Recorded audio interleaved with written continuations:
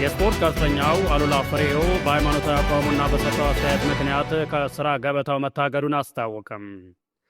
ታዋቂው የሙዚቃና አቀናባሪ ካሙዙ ካሳ በብልጽግና ፓርቲ በኩል ወደ ፖለቲካ ለመግባቱን ገለጸም።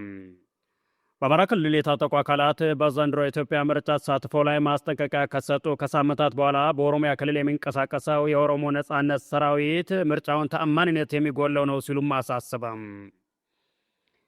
የፌዴራል ፖሊስ ሀገሪቱን እያነጋገረ ባለውና የበርካታ ዜጎች ሀብት ባወደመው የፈንቲክ ኢንቨስትመንት የኤሌክትሪክ መኪና ሽያጭ ማጭበርበር ወንጀል የተጠረጠሩ ታዋቂ አርቲስቶችና የማህበራዊ ሚዲያ ተጽዕኖ ፈጣሪዎችን በቁጥጥር ስር አውሎ ምርመራ ጀመረም። አፋባን የአማራን ህዝብ ህልውና በምርጫ ኮሮጆ ጠቅልለው አገዛዙ ሊያሻሽጡ የሚንደፈደፉት ላይ ልዩ ኦፕሬሽን ላይ በማድረግ ላይ ነው ያለም። ህወሓት እውቅና እንዲመለስለትና በሰባተኛው ጠቅላላ ምርጫ እንዲሳተፍ የኦሮሞ ነጻነት ግንባር ኦነግ ጠየቀ። ኢራን እስላማዊ አብዮታዊ ዘብ በሀገሪቱ የኃይል ዘርፍ ላይ ተጨማሪ ጥቃት የሚሰነዘር ከሆነ የኢራን ኃይሎች የጎረቤት የባህረ ሰላጤው ሀገራትና የነዳጅና የተፈጥሮ ጋዝ ኢንዱስትሪ ሙሉ በሙሉ እንደሚወድሙ ጠንካራ ማስጠንቀቂያ ሰጡ። ሰላም ጤና ያስጥልን። የተወደዳችሁ ዞላ ኒውስ ቤተሰቦች እንደምንቆያችሁ ከዞላ ኒውስ ዕለታዊ መረጃዎችን እየቀርብ ያለው በየጊዜው የሚለቀቁ አዳዲስ መረጃዎች እንዲደርሷችሁ ኮመንት፣ ላይክ እና ሰብስክራይብ ማድረጋችሁን እንዳትረሱ እያልን ወደ ዝርዝር ጉዳዮች እንለፍ። አብራችሁን ቆዩ። እንደ ጋዜጠኛ አሉላ ገለጻ ከሆነ ለእነዚህ እገዳ ዋነኛ ምክንያት በቅርቡ በነበረው የዲሲ ስፖርት ፕሮግራም ላይ በኤቨርተንና ማንቸስተር ዩናይትድ ጨዋታ ትንታኔ ወቅት የሰጠው የግል አስተያየት ነው። ጋዜጠኛው በሰዓቱ የኦርቶዶክስ እምነት ተከታይና የማንቸስተር ዩናይትድ ደጋፊ ካልሆነች ሴት ጋር ትዳር አልመሰረትም ማለቱን ተከትሎ በጣቢያው ጊዜያዊ ስራ አስኪያጅ ውሳኔ ከስራ ገበታው እንዲታገድ መደረጉን ገልጿል። አሉላ ፍሬው ለተከታዮች ባስተላለፈው መልእክት የጣቢያ ውሳኔ የግል አቋሙን እንደማያስቀይረውና በእምነቱ እንደሚጸናም ገልጿል። ካሙዙ ካሳ በዘንድሮው የሀገሪቱ የፖለቲካ እንቅስቃሴ ውስጥ በንቁ ተሳትፎ ለመሳተፍ መወሰኑን ገለጸ። አርቲስቱ የገዢው ብልጽግና ፓርቲ ወክሎ ለምርጫ ለመወዳደር እጩ መሆኑን በይፋ አስታውቋል። ካሙዙ ይህን ውሳኔ ያሳለፈው የኪነ ጥበብ ባለሙያዎች በማህበራዊና ፖለቲካዊ ጉዳዮች ላይ ያላቸውን ተሳትፎ ለሀገር ግንባታ ያለውን ፋይዳ በመገንዘብ እንደሆነ ገልጿል። በዓለም ታሪክ ውስጥ ከኪነ ጥበብና ከስፖርት ዘርፍ ተነስተው በፖለቲካዊ ውጤታማ የሆኑ መሪዎችን ተሞክሮ በመጥቀስ የእርሱም ተሳትፎ ለኢትዮጵያ ብልጽግናና ለኪነ ጥበብ እድገት አስተዋጽኦ እንደሚኖረው እምነቱን አጋርቷል።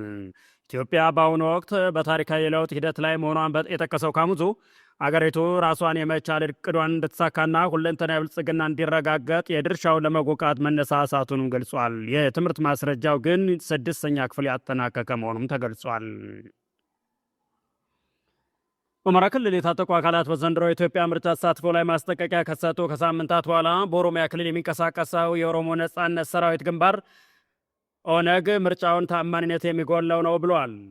በሁለቱ የሀገሪቱ ትላልቅ ክልሎች የሚንቀሳቀሱ የታጠቁ ኃይሎች ያወጧቸው መግለጫዎች ተቃዋሚ የፖለቲካ ፓርቲዎችን አሳስቧል። ታጣቂ ኃይሎች ያወጧቸው ማስጠንቀቂያ መግለጫ ተከትሎ አባሎቻቸውንና እጩዎቻቸውን ከፍተኛ ስጋት ውስጥ መግባታቸውን ገልጸው አስተያየታቸውን የሰጡት የትብብር ለኢትዮጵያ አንድነት ፓርቲ ፕሬዚዳንት አቶ አብርሃም ጌጡ አስቸጋሪ ያሉትን የጸጥታ ሁኔታን ተከትሎ በጊዜያዊነት እንደ ትብብሩ በመላው የአማራ ክልል ከፖለቲካዊ እንቅስቃሴ መታቀባቸውን አስረድተዋል። የፌዴራል ፖሊስ ሀገሪቱን እያነጋገረ ባለውና የበርካታ ዜጎችን ሀብት ባወደመው የፌንቴክ ኢንቨስትመንት ኤሌክትሪክ መኪና ሽያጭ ማጭበርበር ወንጀል ላይ የተጠረጠሩ ታዋቂ አርቲስቶችና የማህበራዊ ሚዲያ ተጽዕኖ ፈጣሪዎችን በቁጥጥር ስር አውሎ ምርመራ ጀመረም።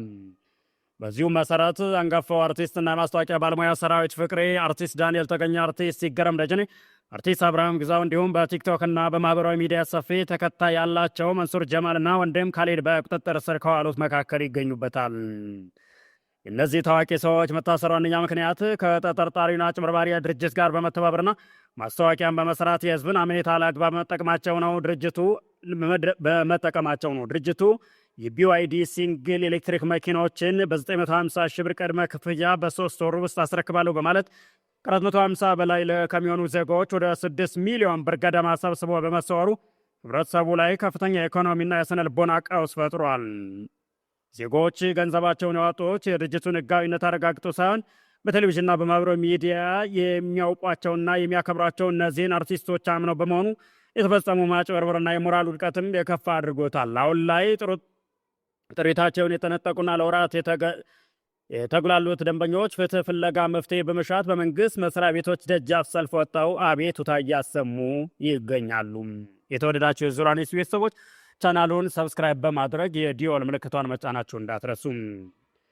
አፋባን የአማራን ህዝብ ህልውና በምርጫ ኮሮጆ ጠቅልለው ላገዛዙ ሊያሻሽጡ የሚንደፋደፉት ላይ ልዩ ኦፕሬሽን በማድረግ ላይ ይገኛለሁ አለ። መጋቢት 16 2018 ዓ.ም ደብረ ማርቆስ ከተማ አብማ ክፍለ ከተማ የምርጫ ቁሳቁስ ተሸክመው በነበሩ የፖሊስ አባላት ላይ በተወሰደ እርምጃ የክፍለ ከተማው የጸጥታ ኃላፊ የሆነውን ኮማንደር ቢያልፈው መኮንን ጨምሮ 4 ያገዛዙ አገልጋይ ፖሊስ አባላት ላይ ተደምስሰዋል ብለዋል። ሌሎች ማህበረሰቡ በማስገደድ ምርጫ ምዝገባ እያደረጉ የነበሩ የፖሊስና የብልጽግና አመራር አባላትም ከባድና ቀላል ቁስለኛ ሆነዋል ብለዋል። በተመሳሳይ ጃዊ ፈንደቃ ከተማ ኮልኮላ ተራ የሚባል ቦታ ላይ ምርጫ እንመዘገባለን በሚል ከህዝብ እያንገላቱ በነበሩ የአገዛዙ ኃይሎች ላይ በተወሰደ ድንገተኛ ቦምብ ጥቃት ኮንስታብል ማርነሽ የተባለች የፖሊስ አባልን ጨምሮ በ3 የአገዛዙ ታጣቂዎች ላይ የማያዳግም እርምጃ ተወስዶባቸዋል ሲልም አስነብቧል። የህወሓት እውቅና እንዲመለስና በ7ኛው ጠቅላላ ምርጫ እንዲሳተፍ የኦሮሞ ነጻነት ግንባር ኦነግ ጠየቀ። ግንባሩ የፕሪቶሪያውን የሰላም ስምምነት ከህወሓት ጋር ተስማምቶ መልሶ ህጋዊ አይደለም ማለት ተገቢ አይደለም ሲል ገልጾ መንግስት ለሰላም ቅድሚያ የሚሰጥ ከሆነ ህወሓትን መሰረዝ መፍትሄ አይደለም ሲሉ ለአሃዱ የተናገሩት የግንባሩ አስፈጻሚ ኮሚቴ አባል አቶ ጀቤሳ ገቤሳ ናቸው። ከውጭ የኢራን እስላማዊ አብዮታዊ ዘብ በሀገሪቱ የኃይል ዘርፍ ላይ ተጨማሪ ጥቃቶች የሚሰነዘር ከሆነ የኢራን ኃይሎች ጎረቤት ባህረ ሰላጤው ሀገራት የነዳጅና የተፈጥሮ ጋዝ ኢንዱስትሪ ሙሉ በሙሉ እንደሚያወድሙ ጠንካራ ማስጠንቀቂያ ሰጡም።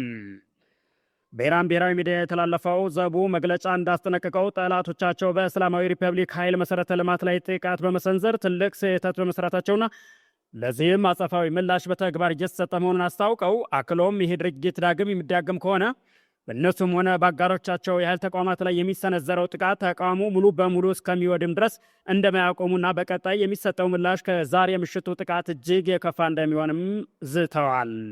ይህ የኢራን ከባድ ማስጠንቀቂያ ያመጣው በደቡባዊ ኢራን ቡሸር ግዛት የባህር ዳርቻ ላይ በሚገኘውና በዓለም ትልቁ የጋዝ ማውጫ ተብሎ የሚታወቀው ሳውዝ ፓርስ የጋዝ ተቋም ላይ ጥቃት መድረሱን መንግስታዊ ሚዲያዎች በዕለቱ ቀደም ብለው መዘገባቸውን ተከትሎ ነው።